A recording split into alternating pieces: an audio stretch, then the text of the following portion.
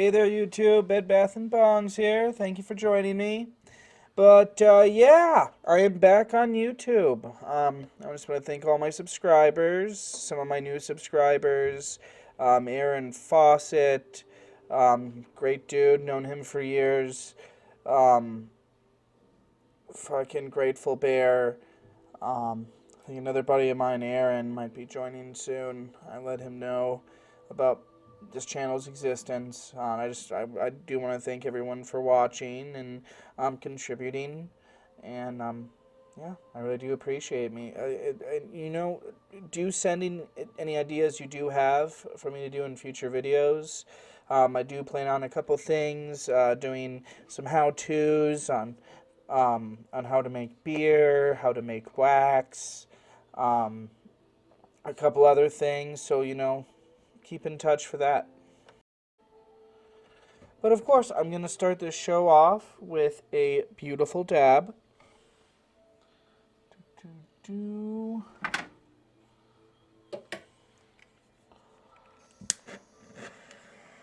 going to start off with a couple of Biden's recent cabinet decisions. Both his EPA head and Interior. Mr. Reagan, I'm not sure what his first name is, I'll be able to tell you in a second, and Deb Haaland, who is a Native American herself, the first Native American to head the agency in charge of Native American affairs. Amazing that it's taken this long.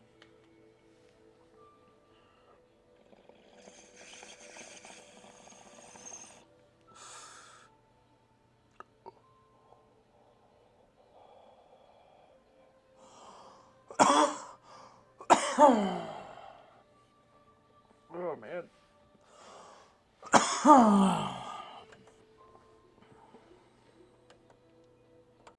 But yeah, let's get down to it. President-elect Joe Biden announced Thursday that he had chosen North Carolina regulator Michael S. Reagan as his nominee to lead the Environmental Protection Agency, and New Mexico Rep. Debbie Haaland as his pick for Interior Secretary.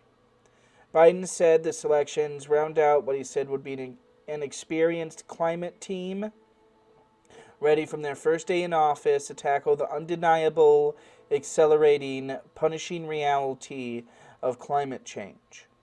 Biden is proposing a sweeping overhaul of the nation's transportation and electrical systems to cut the oil, gas, and coal emissions behind worsening global warming. Hold on real quick. My kitty cat's crying. Come here, Beerus. Come here. Come here. Come here. Come here. Come here.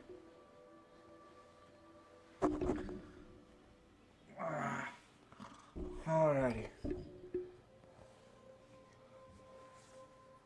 Where were we? Honey, here we go. Right there. Go, Beerus. Okay. Alrighty. As long as I have one hand free.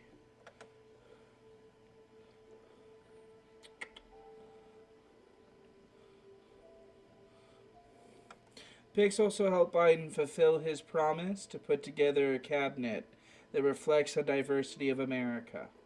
Reagan is black, while Haaland could be the first Native American cabinet member in U.S. history.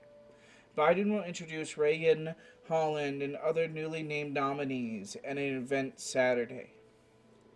Reagan became environmental chief in North Carolina in 2017 and made a name for himself by pursuing cleanups of industrial toxins and helped the low-income and minority communities hit hardest by pollution. North Carolina Governor Roy Cooper, who hired Reagan, told the Associated Press this week that Reagan was a consensus builder and fierce protector of the environment. If confirmed by the Senate, Reagan would take over the EPA after 4 years that have seen the Trump administration weaken or eliminate key public health and environmental protections. President Trump has made the agency a special target for his drive to cut regulation, saying that he would only leave bits of it behind.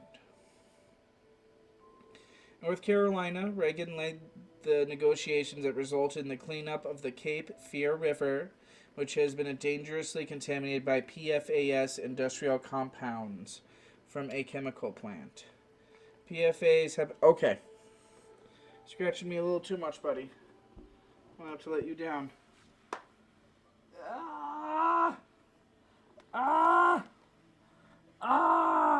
Bad idea. Okay, there you go. There you go. Woo!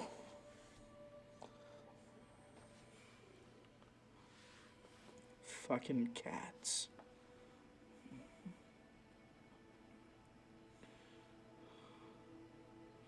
PFAs have been associated with increased risk of cancer and other health problems.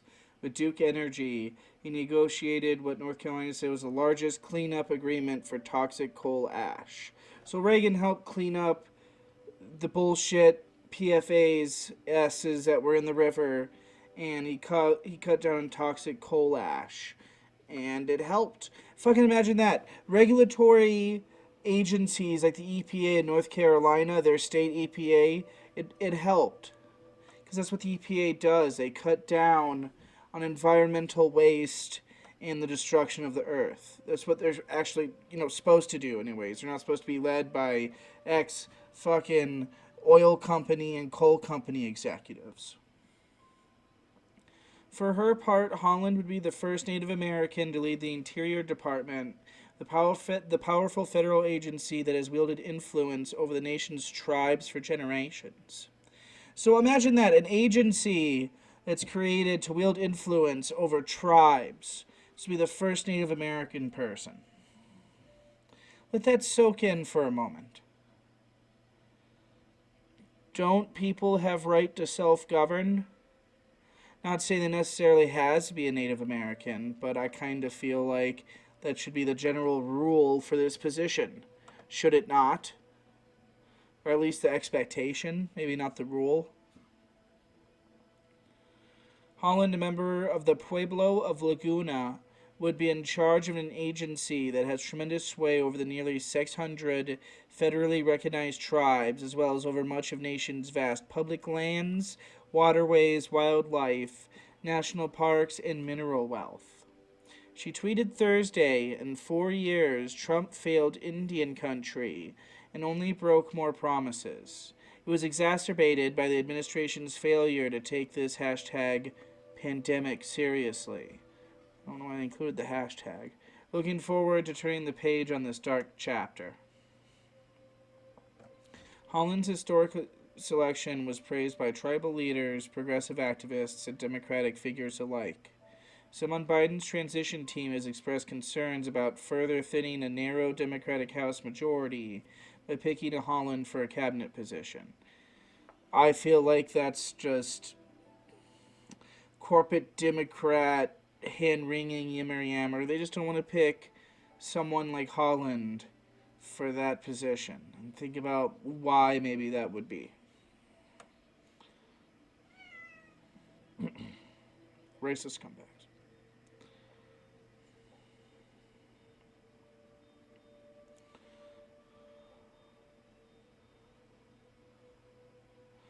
Okay. They do a lot of jacking off of the two candidates in this article, so it's a pretty useless article. But overall, it's true. Reagan did do. I've researched this beyond this article. He did do a great job cleaning up North Carolina's environmental issues, and I don't know much about Deb Haaland, to tell you the truth, but I do know that she was part of the protests during the oil pipeline, at least at the height of those protests, the oil pipeline. She was instrumental in a lot of that, and she gets mad respect for that. Beyond that, I don't know a whole lot about her, but I support her in her future endeavors, and I hope she does a good job. Another thing I'm hearing as far as Biden's transition team goes is that as of 7-8 hours ago, the transition between the Defense Department and the Biden team has stopped. Now, as of about 4 hours ago, the story from the Defense Department is that it's a Christmas hiatus. Biden team is saying they were never told of any such thing. They were just told that they wouldn't be receiving any more briefings. People aren't sure if this is due to Trump's refusal to concede to Biden. Trump has come out saying he's not going to leave on January 20th because he's not satisfied that the election was fraudulent. That was just a day or two ago. So there are suspicions that this is some sort of late-term coup attempt. I mean, once the Congress ratifies the Electoral College, I don't see legally how Trump could make a case. It would just be a right-wing coup if he is not escorted out on January 20th. It will be a successful coup, and at that time, even Trump supporters, listen, this is treason. You have to follow democracy. If you follow Trump's behalf on this, you're un-American. And Trump, don't do this. It's treason. The punishment for treason is death. And Secret Service, this is not a threat. I'm not going to go kill Donald Trump. But he should be tried in a criminal court. If he successfully pulls off a coup, even if he attempts it, he should be tried. And I don't know if he should be executed, but it would be a valid punishment for what he's done. Just think about that, man. Do you want to go down in history as a tyrant who tried to cling on to power? And those of you who support him, do you want to be the kind of person that would support such a thing?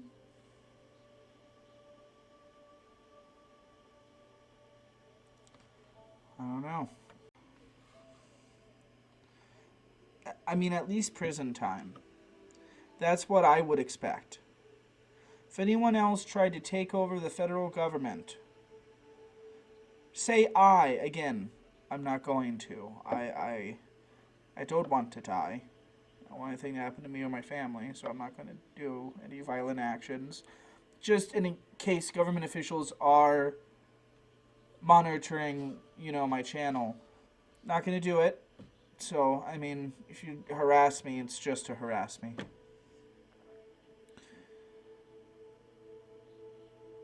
If this goes through, it is treason. And it doesn't, this doesn't have to be death, but that's generally what the punishment has been. At least prison time. I would expect at least 10 years, if not more. That's what I want. That's what I would want. Probably should be more, but I'm merciful. Another spicy issue I want to tackle is this, is the vaccine. Apparently, Moderna also got theirs approved, so we now have the Pfizer vaccine and the Moderna vaccine. Sorry if you hear that in the background. There's a helicopter. I live in Tucson. We have a pretty big Air Force base, so it's a pretty normal occurrence for... Okay, it passed. It also could be TMC. We're not that far from TMC Hospital, so... So moving on. The vaccine. Moderna just approved theirs as of today, from what I hear. Pfizer has theirs, and for a lot of occupations, it might be mandatory. I work at an answering service. We handle medical dispatch, a couple business accounts as well, but mostly medical dispatch. And we work in close proximity to each other. We might, who knows? We might be made to have the vaccine. And I'm generally pro-vaccine. I'm not like a vaccine nut. But I do get a little concerned when I see stories where it was rushed through on an emergency basis. I get we're in the heat of the pandemic right now, so maybe that's why they would do such a thing, just because the government cares so much about us. I'm a little more cynical than that. But even if the government doesn't care about us, they should care about the spread of this, because it's going to get them. It's going to get their children. So who knows? If it's mandatory for me, I'll take it. Until then, I think I'm going to take a look and see approach. But once it becomes like, cost benefit analysis, should I take it? So I'm already kind of there because I really don't want to get COVID. I have a small child. I have a family. I care about them very much. And, maybe a vaccine will help them be safer. Maybe I'll be a guinea pig and make sure, I feel good. I don't know. We'll see. I'm kind of on the fence about it.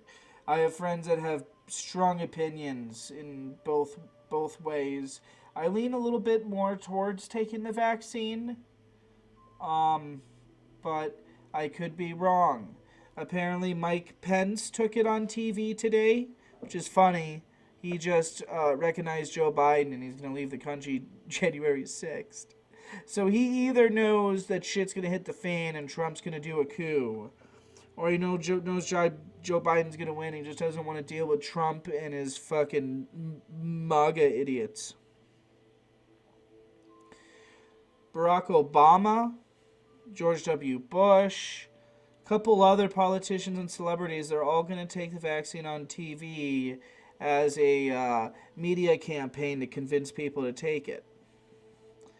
Now, a cynical part of me has to be reminded of when Obama drank the water in Flint to appease everyone in the audience, even though they lived there and they knew that the water was fucking undrinkable. They could just go drink their Flint water. It's okay, just drink your flammable fucking water. Like, how condescending is that? How condescending. Oh, this isn't planned at all. I'm thirsty. That shit bothered me. It reminded me a little bit of that. But, I don't know. I'm a little split, but I do want people to be healthy and I want them to stay safe. I feel like the vaccine should be mandatory in certain occupations, maybe mostly medical occupations. I feel like if you force the vaccine on every single person, you're going to get a lot of blowback.